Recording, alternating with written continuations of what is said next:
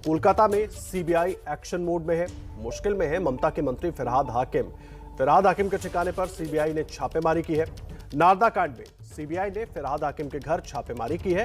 हाकिम के खिलाफ सीबीआई चार्जशीट भी दायर कर सकती है। चार्जशीट का मतलब है कि हाकिम की गिरफ्तारी भी संभव है। हाकिम के अलावा ममता के मंत्री सुब्रत मुखर्जी से भी पूछताछ हो सकती है। इसके अलावा टीएमसी के 2 नेता शोभन चटर्जी और मदन मित्रा से भी पूछताछ हो सकती है।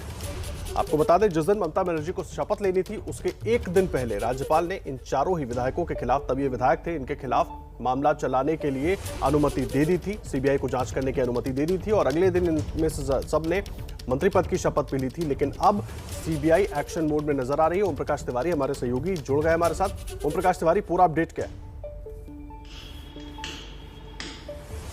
आदर्श, मैं आपको बता दूं, फरहाद हकीम के अलावा मदन मित्रा, शोभन मुखर्जी और जो चौथे विधायक हैं और इन चारों से आरंभिक जो इनिशियल पूछताछ है वो कर रही है और सीबीआई सूत्रों के मुताबिक इन चारों के खिलाफ ही आज कोर्ट में प्रॉपर तरीके से आरोप पत्र नारदा स्कैम में दाखिल किया जाएगा। सीबीआई को नारदा स्कैम में अभी तक की जांच के दौरान इस तरह के सबूत मिले हैं जिससे ये साबित होता है कि इन लोगों ने एक कंपनी को तथाकथित तौर पर फायदा पहुंचाने के लिए रिश्वत ली थी। सीबीआई सूत्रों के मुताबिक क्योंकि आरोप पत्र जब जिस समय दाखिल किया जाता है उस समय आरोपी को भी कोर्ट में गिरफ्तार कर पेश किया जा सकता है।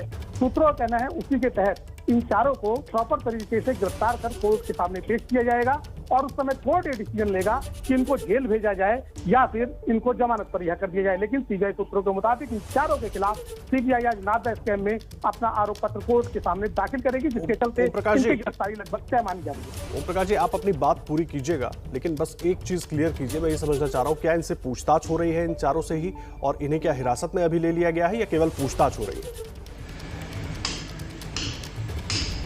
देखिए, मैं आपको बता दूं कि इन चारों को सीबीआई कार्यालय लाया गया। आरोप पत्र वहां पर प्रिपेयर करने की अपनी अंतिम अवस्था में, ऐसे टाइम में इनके आखिरी जो बयान है वो नोट किए जाते हैं आरोपी के, कुछ कागजों पर उससे सिग्नेचर कराए जाते हैं। वो तमाम जो प्रक्रिया है वो चलती है और ऑफिशियली सीबीआई इसको संभवतः अगले 1 घंटे के अंदर, मेरे सूत्रों का कहना है अगले 1-1.5 घंटे के अंदर सीबीआई इसको ऑफिशियल तौर पे बता देगी कि उनके साथ क्या किया गया है। लेकिन फिलहाल सीबीआई सूत्रों के मुताबिक इन चारों को सीबीआई कार्यालय लाया गया है, जहां पर इनसे आरोप पत्र दाखिल करने की जो अंतिम प्रक्रियाएं हैं, जिसमें आरोपी के साथ कई चीजें जुड़ी होती है, क्योंकि इन लोगों को अभी तक तो इनकी ना तो गिरफ्तारी हुई थी, ना इन्हें रिमांड पे लिया गया था। तो अगर इन्हें गिरफ्तार करके पेश करना है तो उससे संबंधित जितने भी दस्तावेज आदर्श वो बनाए जाते हैं। सीबीआई सूत्रों के मुताबिक वो तमाम कार्रवाई इस समय सीबीआई कार्यालय में चल रही है और अगले 1 से 1.5 घंटे में आधिकारिक तौर पर इसका खुलासा भी कर दिया जाएगा। जी, अहम जानकारी आप दे रहे हैं। पूछताछ इन चारों से हो रही है और जिस तरह से हमारे सहयोगी ओम प्रकाश तिवारी बता रहे हैं कि कुछ ही देर में हो सकता है कि तमाम इनसे पूछताछ करने के बाद और जो फाइनल प्रक्रिया उसको करने के बाद गिरफ्तारी भी हो जाए, आरोप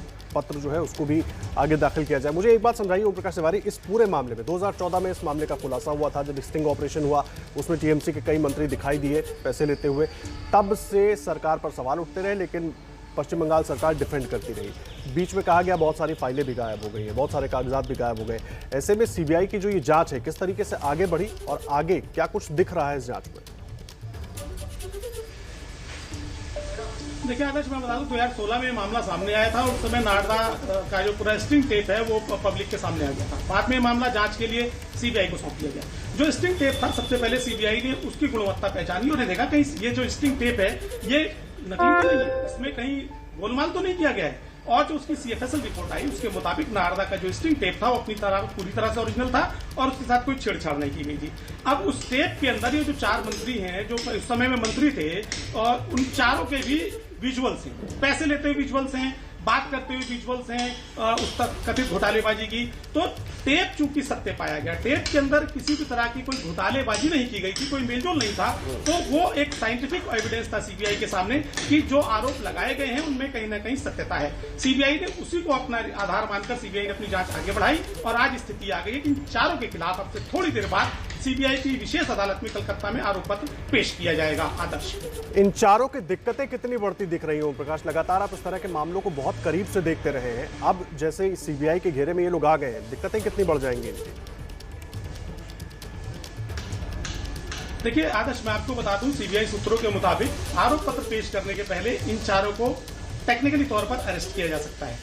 दिक्कत है, अरेस्ट होते ही कोर्ट के सामने पेश किया जाएगा। अब ये कोर्ट के ऊपर डिपेंड है कि वो इनको जमानत देता है या इन्हें जेल भेजता है।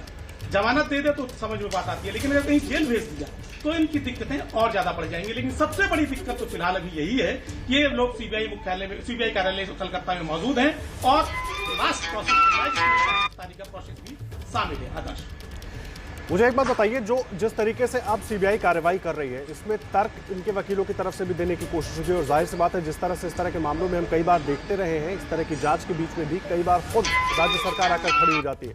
राज्य सरकार भी इस पर अपना पक्ष रखने की कोशिश करेगी, उसके लिए सीबीआई ने कोई प्लान बना हुआ है? तैयारी है सीबीआई की?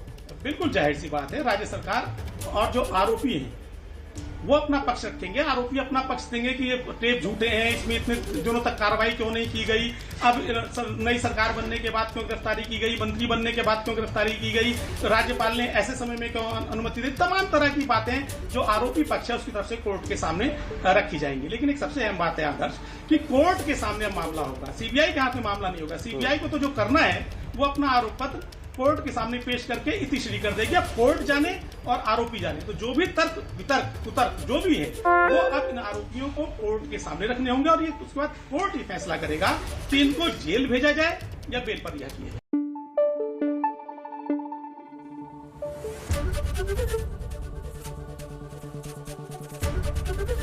एबीपी न्यूज आपको रखे आगे।